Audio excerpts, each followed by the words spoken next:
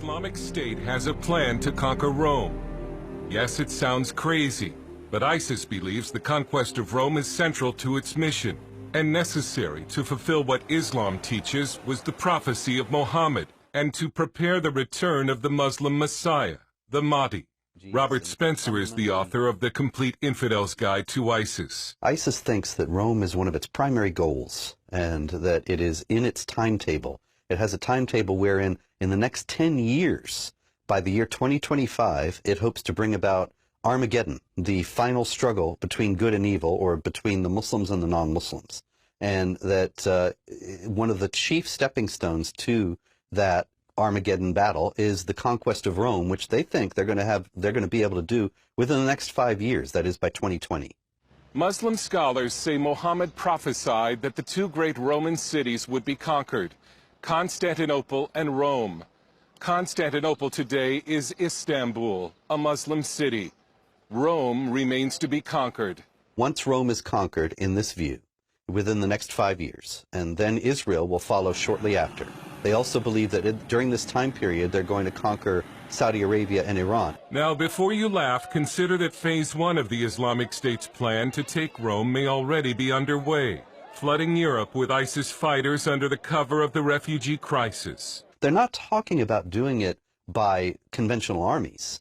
They're talking about doing it by overwhelming these lands with sympathizers from within and an influx of other people from outside.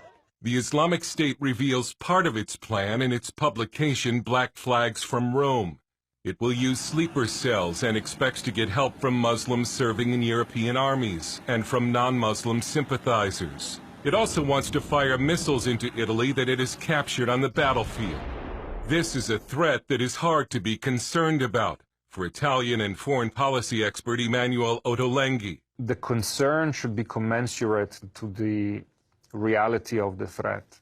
The Islamic State does not pose that kind of a threat today. He says Europe faces more pressing problems because of ISIS. I think that the much larger threat that we are concerned with in Europe is with the lone wolf terrorist who plots a terror outrage against a school, against a supermarket, against a shopping mall, against an airport. And it is hard to see how ISIS could conquer a city of 3 million people in a nation of 60 million people. But it is not hard to see ISIS attempting it. The conquest of Rome has been a primary goal since the beginning of the Islamic State. They think that the conquest of Rome will be the complete sign of Islam's superiority over Christianity and defeat of Christianity. They also see the fall of Rome on an eschatological timeline that will culminate in a battle near Dabiq, Syria, their version of Armageddon. And they think that once this battle takes place at Dabiq, this final battle, which they see coming in by 10 years from now, in 2025, that the Muslims will battle the non-Muslims in this town in northern Syria, and then Jesus, the Muslim prophet, and the Mahdi will return to the earth, and they will together conquer and Islamize the world. If their plan for Rome succeeds, ISIS says it will throw homosexuals from the top of the Leaning Tower of Pisa. But the chief target is Vatican City in Rome. And the main event, as they see it, will be the beheading of the Pope in St. Peter's Square, broadcast and live streamed to an international audience. There was a Polish convert to Islam recently who has joined the Islamic State, and he said, once we take Rome, we're going to carry out mass beheadings in St. Peter's Square.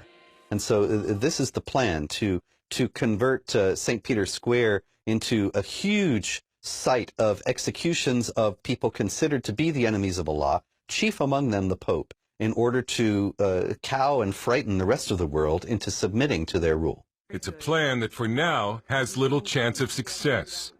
But in his new book, The ISIS Apocalypse, author and expert William McKent says ISIS has recently taken a longer-term view of the conquest of Rome and the return of the Mahdi, and is willing to wait in order to build up its forces. ISIS is already next door to Italy in North Africa. More importantly, Islamic State fighters are almost certainly already inside the country, some posing as refugees, going about their lives, waiting for the day when the battle for Rome begins. Dale Hurd, CBN News.